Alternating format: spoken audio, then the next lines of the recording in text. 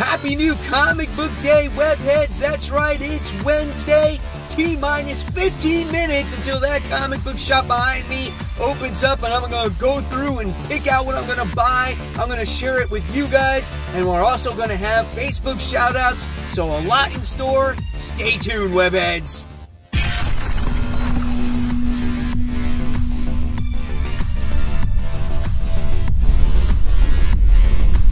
Hey, all my webheads out there, welcome back to Comic Book Corner 2.0, and fans, I am your host, Mike Spider Slayer, getting ready to bring you Spider Slayer's comic book haul. This is episode 436, and fans, this is the video series where each and every week I show you what I picked up at the comic book store, which is Comic Central. Thank you once again, guys, for providing me the awesome service and great comic books this week. So, guys, this is a very, very huge haul. A lot of great looking books that I picked up this week. And I hate to tell you this, but there is no mysterious black bag. Unfortunately, we have its lesser owned mysterious or not so mysterious white bag. We have one bag, which it's like split in half. And then we have another bag, which that bag broke. So these bags are not good quality. So let's do the best we can. Let's kick off this haul. Here we go, guys. Not so mysterious white bag is on its floor or in my car. So here we go. Kicking it off. First book we're showing is Empire tie-in X-Men issue 11. The first tie-in of this book was like okay, but I guess it was a setup for the Katati to make their way to Krakoa here. So I am curious to see what happens, but I'm not holding my breath too much on this particular tie-in. But we'll see where it goes. Maybe it does have ramifications when it comes to the whole thing on Krakoa and whatnot. So we'll see. This is X-Men issue 11. Next, we get this Marvel Fantastic Four book from Mark Waid. So we have this one here. Looks like it's got pretty good artwork in it. You know, I'm always up for a decent story when it comes to Fantastic Four. I don't know if this is a one-shot or not, but it's got great introductory art here, where you have Annihilus on the inside cover here, and a good 2-page spread here. So just off the bat, just looking at it briefly, it looks really nice. We'll see what the story has to offer. All right. Next, we go to an independent comic. This one is Family Tree issue 8. Great story here by Jeff Lemire about people turning into trees, and we get to see the story of Meg on how she turned into a tree and now how she is dealing with being a tree. A lot of tree talk going on here. A lot of plant talk in general this year. Like 2020 for comics is the year about plants and trees and all that kinds of crap like that. Great artwork here as we get to see someone's brains being blown out. That's always what you want to see when you read a comic book, right? So there you go. You got Family Tree. This is issue 8. All right. And next, we have Daredevil Annual. This is issue 1. We have one more day. What Daredevil book is not good? Curious to see what this annual has to offer. It looks like you got Red Hood in here. And then we have Black Cat in there, too. So that's a nice surprise in there, seeing her in this book. Nice looking artwork. Nice to always see Black Cat in a book. So there we have the Daredevil Annual issue 1. All right, next we have Chew. This is issue 2 from Image Comics. Love this series. I thought the first issue was a great jumping on point for new readers. It was new reader friendly. And I think that if you're interested in the story and you want to get a better feel for it, go back and read the previous volumes for this. But nevertheless, I think it's going to be an interesting story. I mean, shit, whenever you get people eating other things to figure out where they came from and stuff, that's just weird in itself. So I can't wait to see where it goes. So there you have it. That's Chew. This is issue 2. Now it's time for the Facebook group page shout out. That's right, guys. I want to shout out first to Jordy Doran, who is showing off his 3 Joker covers. They all look great. Congratulations on getting those covers. Next is Andrew D. Leitner. He had a huge Spawn haul. I mean, there was a ton of them on there. And then he wound up getting 3 copies of Venom Issue 27, another reprint. It's that Venom exclusive Funko Pop cover. So we wound up getting 3 copies of those. So congratulations on that. And then Davey Sides. I had to shout this out. Who shows his dedication each and every week by driving to the comic shop 40 minutes there and 40 minutes back. Again, that is huge dedication for your comic books. And guys, I just wanted to shout you out and say thank you for joining the Facebook group page, Comic Book Corner 2.0 Webheads Unite. Anybody who wants to join that page, it's in the description box below. There's a link there. Just go ahead and click on it. I'll approve you, and you could get shouted out next week. So let's continue the haul, everybody. Now, another book that was really well done, first issue, really piqued my interest here, was Sean Lewis's Bliss. This is issue 2. I didn't hear too many people talk about this, but it just seems like there was this guy who got this offer, and I forgot if it was to save his kid or whatnot, and he's been given these drugs and stuff like that. It's kind of weird. I gotta reread it, or maybe when I read this, I'll understand 100% what's going to go on. But this was an interesting story, and when I got done with the first issue, I was like, wow, this seems like it could be a really good series. So there you have it. There's Bliss. That's issue 2. Next, we continue our storyline when it comes to the Amazing Spider-Man and the Sin Eater. So this is Sin's Rising. This is issue 47 of our current volume here, written by Nick Spencer. And this is part 3 of the volume. So the Sin Eater absorbs all villains' powers. He cleanses them of their sins, and instead of being bad guys anymore, they're completely like normal and stuff like that. So it looks like Sin Eater's being powered up while the Amazing Spider-Man's having a tough time dealing with this whole entire situation. We get to see things go down in Ravencroft as well, and we got to see Norman Osborn in the last issue make his appearance as well. So this is obviously leading up to the whole, I guess, Green Goblin storyline that Nick Spencer is going to come out with. So there you have it, The Amazing Spider-Man. That's issue 47. All right, so now we cross over to DC here. So first thing here, when it comes to DC, Batman 3 Jokers.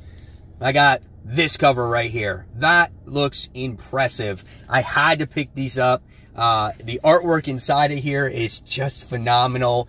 Man, I can't wait to read this. It feels like we've been waiting for this book for so long, and we finally got it. Here's some more of the artwork inside. Really well done. Here we go.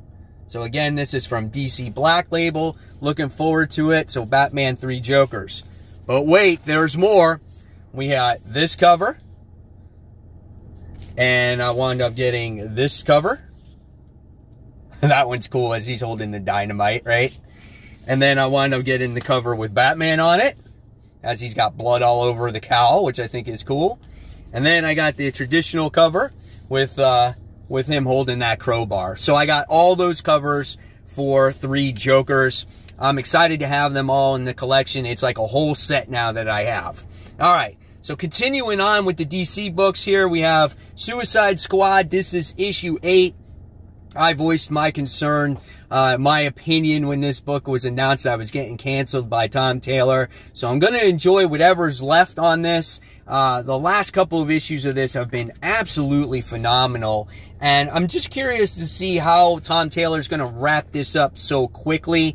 You know, maybe that was the end of his first story arc, and then he had a story after that, and it's just like, well, I can't continue it going further. And maybe in the future we'll see more of these new characters, and maybe the aftermath of what eventually is going to happen to Deadshot and whatnot. Man, oh man, I'm not showing you anymore because it spoils shit. Man, what I just saw was crazy.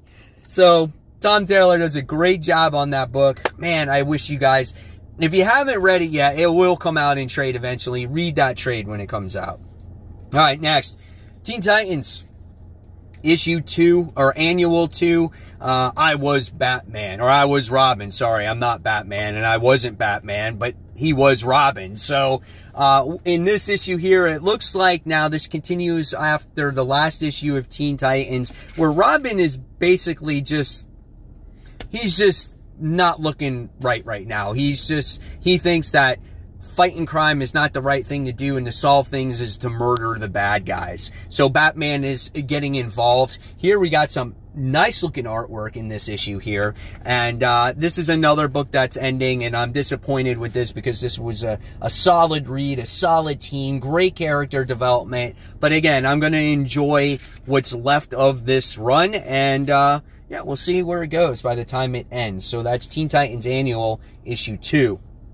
All right, next, wound up getting the issue of Batgirl here. I got the B cover, issue 48. I thought this cover was really nice.